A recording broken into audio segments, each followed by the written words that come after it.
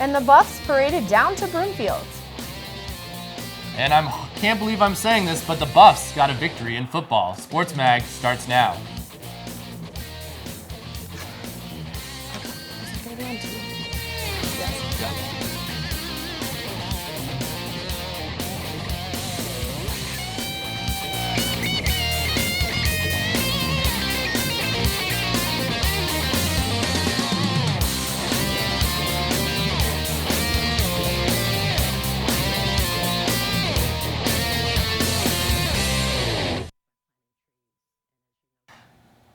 Hello and welcome to Sports Mag. I'm Derek Kessinger, joined today by Megan Thompson in an exciting week for Buffalo's football. That's right, Derek. The Buffalo football team pulled off an energizing come-from-behind victory in the Palouse of Eastern Washington. Trailing 17 points to Washington State in the fourth quarter, the Colorado Buffaloes needed a miracle to end their winless season. They received one in the form of strong efforts from the entire team that culminated in a 70-yard game-winning touchdown drive. Quarterback Jordan Webb tied the game with a touchdown before Will Oliver put the extra points through the uprights to win 35-34. The Buffs' first win of the season silenced critics who felt CU would not win a game this year. Let's look at the stats from the Buffs' win in Pullman. Washington's Hadley had 401 yards, 4 touchdowns, and 2 interceptions. Wilson had 5 receptions, 99 yards, and 2 touchdowns. Colorado's Jordan Webb had 345 yards, 2 touchdowns, and 1 interception, while Jones had 4 carries for 105 yards and 1 touchdown. John Embry was in a more relaxed mood at his Tuesday press conference. Here's what he had to say about the Buffs' effort against Washington State. Our players know that they did a great job last week of responding to what we were asking them to do as coaching staff and focusing on the things that we wanted them to focus on. And that was a big bounce back to go in there and to win that game and to win it in that fashion. It's a great reward for all these kids. They've been working hard. You've heard me talk about how hard they've been working all off season, all spring, all summer, and all through camp. And so for them to finally get a win and a reward and to do it like that and do it on the road says a lot about these kids and where their mindset is. Look forward to playing UCLA this week. It's great program, great tradition there. I've got to meet Jim a little bit. Haven't spent a lot of time with him, but I know a few coaches very well on that staff, and I know that we're going to have to play very well if we're going to have a chance against those guys this week. You have to talk about their defense. I think what they've done from a defensive standpoint, worked with Lou Spanos at Washington. Lou's done a great job installing a 3-4 there. So our offense has to do a good job of converting third downs, and when we get opportunities to get points, you're getting touchdowns, not field goals. There's no doubt he's the undisputed, leader of the team and the number one quarterback. Speaking of the number one quarterback for the Buffs, Jordan Webb, he called it the most satisfying touchdown of his career and was rewarded with more than just a Buffs win. Completing 29 passes for 345 yards and 19 first downs, Jordan Webb wins Pac-12 Offensive Player of the Week as well as CU's Athlete of the Week. Webb took it upon himself to run in the final touchdown of the game that led to the Colorado win. Recently converted tight end Nick Casa helped the Buffs offense surge in the fourth quarter. With 87 yards and a touchdown, Casa is CU Sports Mag Athlete of the Week. Maybe a miscue on their defensive side, or maybe it wasn't, but just came wide open. 2 pretty wide safeties, and I just pretty much ran straight down the field. Then I turned back around when I was at the 10-yard line and almost got the touchdown called off because I was doing this and celebrating before the touchdown, and coming from the defense, I guess I didn't really know that was an offensive penalty. I was just really jacked up and hyped up, but I'm glad they didn't call that, so I won't be doing that again.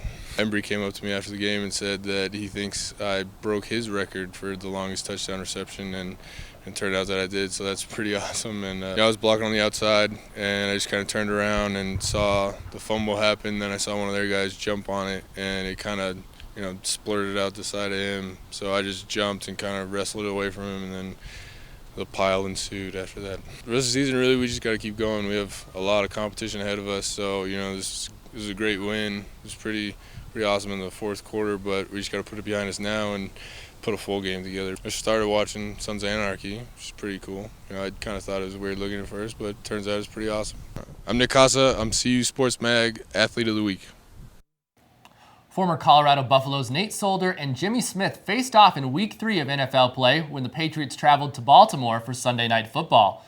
Solder and the Patriots' offensive line allowed 2 sacks, but led running back Stephen Ridley into the end zone twice to keep New England in the game. The Ravens ultimately came out victorious despite nickelback Jimmy Smith and the Ravens secondary allowing over 300 yards passing to the Patriots offense. Current Colorado athletes and former Buff star filled the First Bake Center Thursday night. The football national championship coach, Bill McCartney, gave the headline speech at the first Parade of Buffs event in Colorado history. Who are we? We're the Colorado Buffaloes.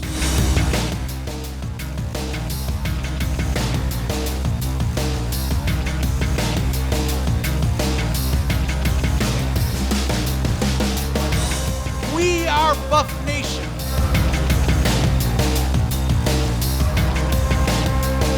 I told you I believe in you. I want you to know everybody in this room, all these former players, all these fans believe in you. Has played in the NFL for 10 seasons, and they reenacted the tip. It worked.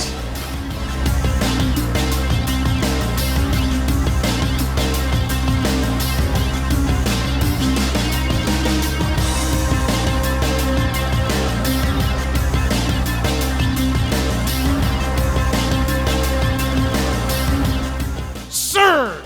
Let's take it to them, guys. Go get them. Now it's time for this week's trivia question. After CU won the national title in 1990, how many players from the team were drafted into the NFL?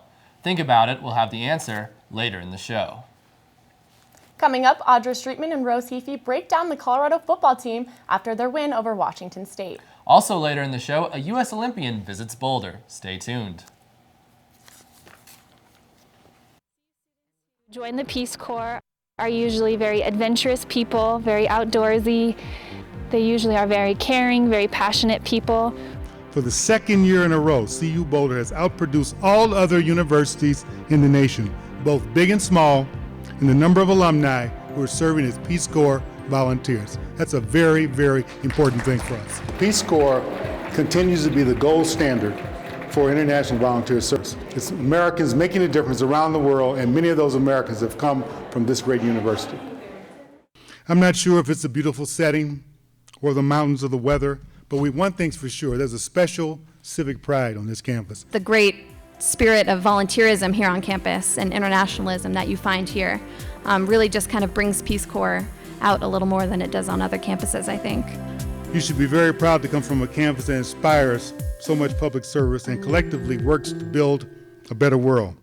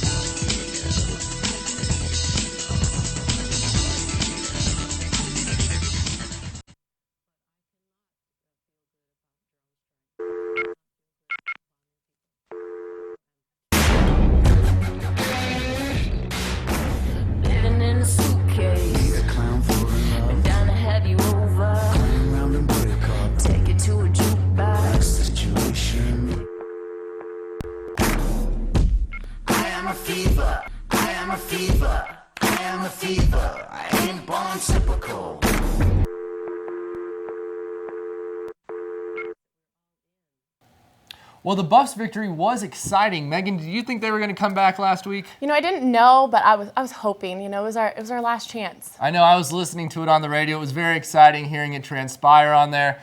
Everyone after the game was very happy. Embry and all of those people. It was a great win. It was an amazing win, and they needed it to boost the morale of the team for sure. Well, we'll have to see if that was just a mirage or not, or whether Colorado has a legitimate chance to turn their football season around. Sports Mag's Audra Streetman and Rose Heafy took to Double Team to analyze this energized club's performance. I'm Audra Streetman, sitting alongside Rose Heaphy, and we finally have some positive news to talk about.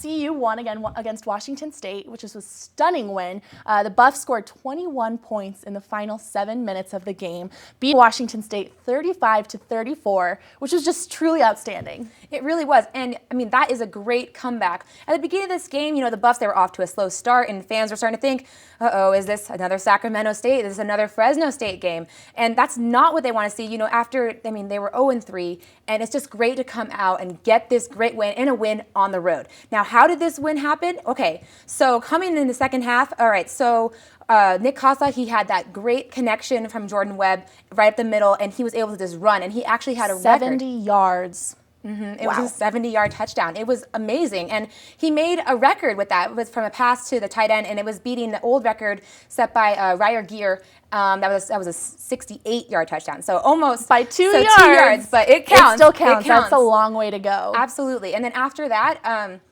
later in the game, we had Tony Jones, and he on a handoff from Nick Hirschman, no less, and he takes it full house, goes 84 yards, and that just got the fans so excited. We're within distance, winning distance. It was great. And then Webb, he finally sealed the deal with a QB sneak right up the middle on the last seconds of the game. It was just a great team effort overall, coming back in that fourth quarter. Yeah, looking, you know, at the game, you could see the fans' reactions in the stadium. They were stunned. No one was expecting this. You know, I even thought that CU might go the entire season without a win. You know, looking back to Fresno and the other games we've had up to this point, it hasn't been so easy for us, you know, and it's great for us. We needed this boost. We needed this confidence, especially heading into this upcoming game.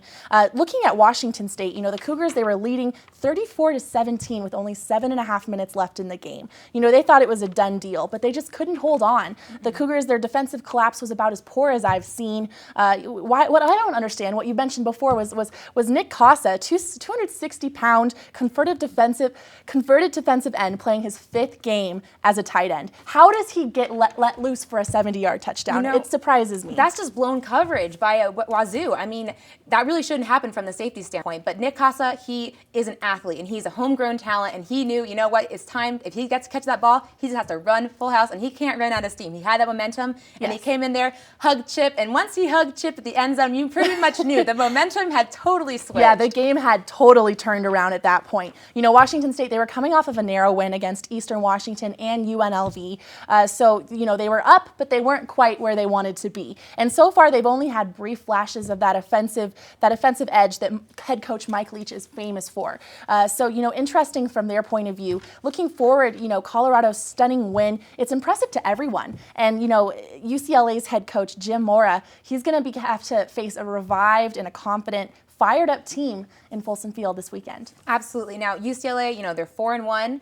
They had their first loss against a tough Oregon State team. And now they were ranked in the top 25 on the AP poll. Now, they got knocked down a little bit after the Oregon State, so they're not technically in the top 25, but they're still in the top 25 for the ESPN poll. So this is a team that we know is going to come, and they're going to come and play hard. Now, whether the Buffs are ready for that, I'm not sure. Wazoo definitely wasn't the same level as the Bruins were, but, you know, they're coming in with a bunch of momentum. It's family weekend. The fans are going to want to see a win. Now, looking at the team for the Bruins, they're going to have quarterback freshman Brett Hundley. And he's not a true freshman. He spent the whole year kind of taking in the scene. And in the last 3 games, he's thrown for over 300 yards. Now, wow.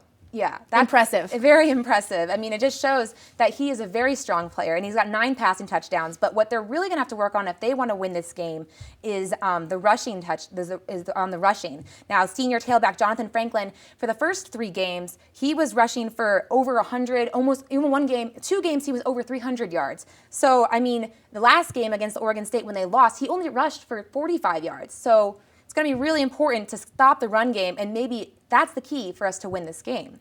So definitely we have, you know, the odds may not be exactly in our favor with UCLA, but I think that our attitude going into this game is really going to be a deal breaker for us. I think it could mean that this is going to be a close game. I think. What do you think about how the closeness of this matchup? Well, you know, they had the parade of buffs, so they had a lot of hype coming into this game, and hopefully everyone's all excited. And, you know, I think that's what's really going to be the deal breaker in this game. If they have a lot of fans, it's going to be a lot of support. All right, well, that's all the time we have for today. I'm Audra Streetman, Rose Heaphy. Back to you guys at the desk. Kids at the North Boulder Rec Center had the opportunity to meet a gymnast hero. U.S. Olympian John Orozco spoke to aspiring gymnasts about following their dreams. CU Sports Mag was there to witness this once-in-a-lifetime event.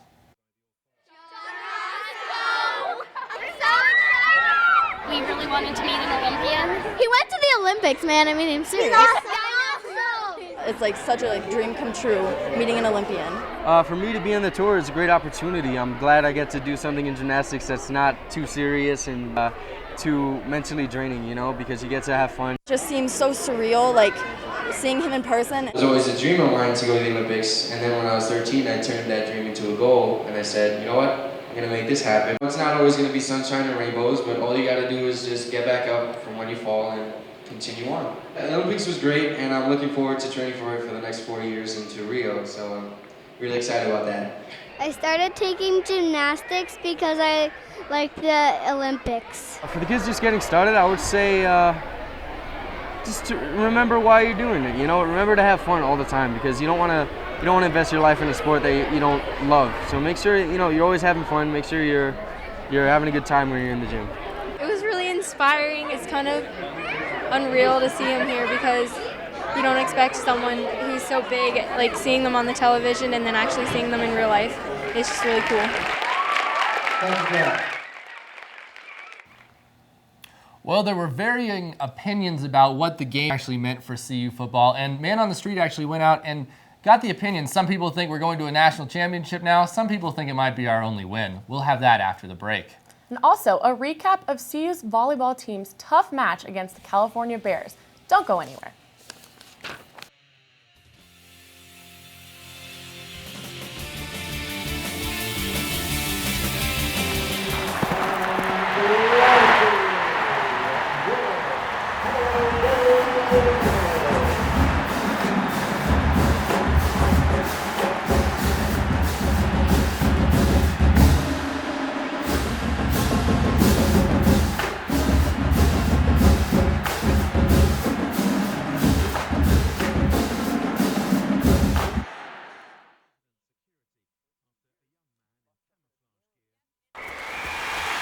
We won 24 NCAA championships, sent 18 NASA astronauts into space, inspired 4 Nobel laureates, unlocked the genetic secrets of cancer in a place that averages over 300 days of sunshine a year, ranks as America's smartest and healthiest city, and is home to the mightiest mascot in college sports. If you didn't know what the University of Colorado is all about, now you do.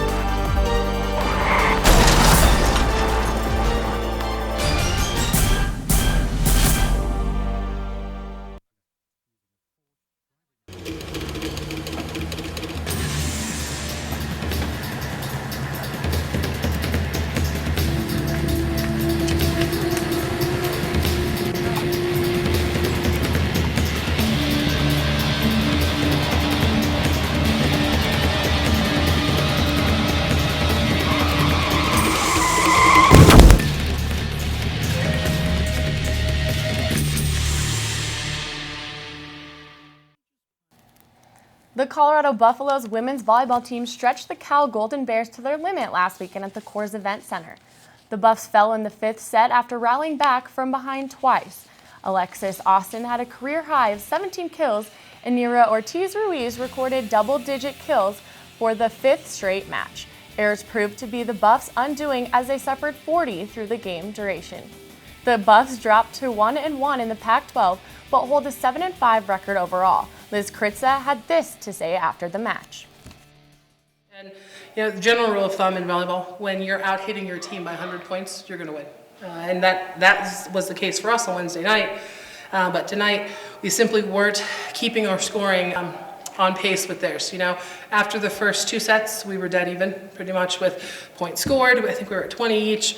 And then they started pulling away and being able to roll through their side-out rotations faster than we were able to roll through ours. We got stuck, our ball control faltered at probably the most inopportune time. And then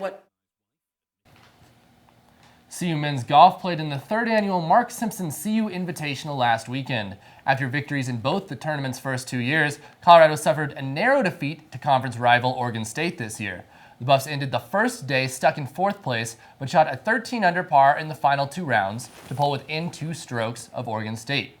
Their single round score on the final day was tied for their 3rd best in program's history. The University of Colorado's cross-country team dropped 1 spot to 6th place in this week's U.S. cross-country coaches poll. The women's team moved up to 2 spots to 15th. Both of CU men's and women's programs are ranked 3rd in the Mountain region. The Buffs will host the 27th annual Rocky Mountain Shootout on Saturday, September 29th on CU's South Campus.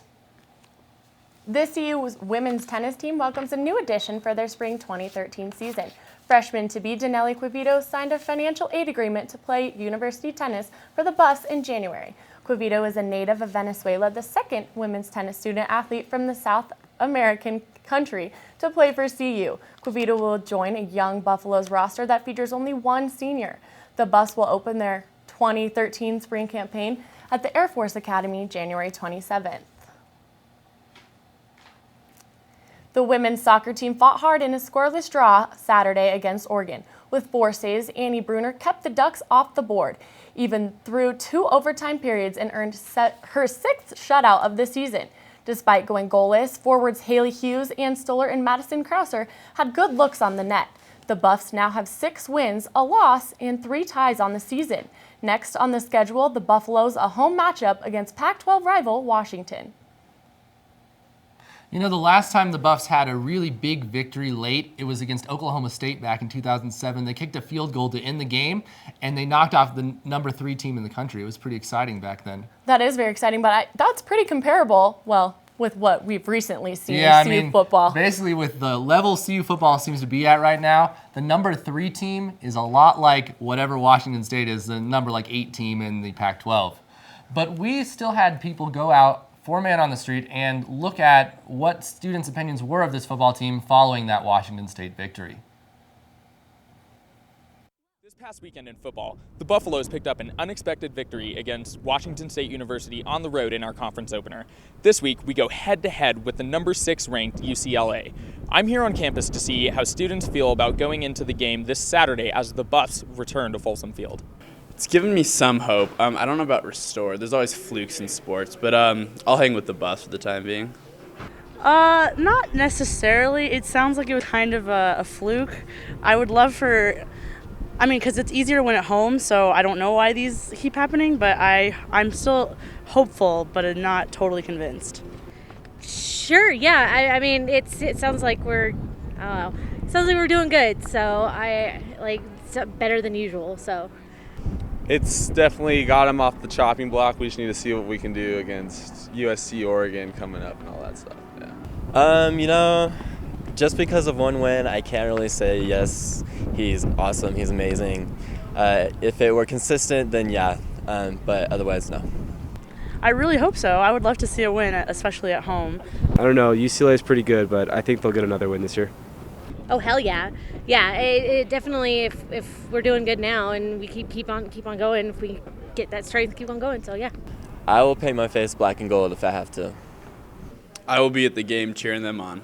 Just go to every game and cheer. I will go decked out in CU colors and cheer my heart out. As you can see, we're all excited to see the Buffs head back into action at Folsom Field this Saturday. For CU Sports Mag, I'm Sean Espinoza. Thanks, Sean. That was an exciting thing. It's good to see what the reaction is outside of our little world here at CU Sports Mag on the CU campus. Yeah, it's good to see that the students are excited for CU football again. Everyone in the country is really excited because the NFL has reinstated the regular referees after the disaster that was the replacement referees. I know I'm excited about that. I'm thrilled. Thank God those replacement referees really looked like high school referees out there. It will also add or it will take away like an hour more time from the game because they won't be there talking about it the whole time. So that will be exciting too. And we have a lot of exciting NFL matchups coming up this weekend, including the Broncos facing their dreaded rival, the Oakland Raiders. The Patriots will also be playing the Bills, which is exciting. So hopefully, we don't see any referee mishaps this weekend. Well, and then we'll see those two teams face off next weekend, so that will be exciting. But we'll have more to come after the break, including the answer to that trivia question. Stay tuned. And we'll let you know. Running on empty after countless late nights studying? Relying on caffeine to keep you awake throughout the day? According to researchers at Brown University, a shocking 89% of college students nationwide struggle to get the necessary 8 hours of sleep recommended each night. Getting a full night's rest promotes a healthy immune system,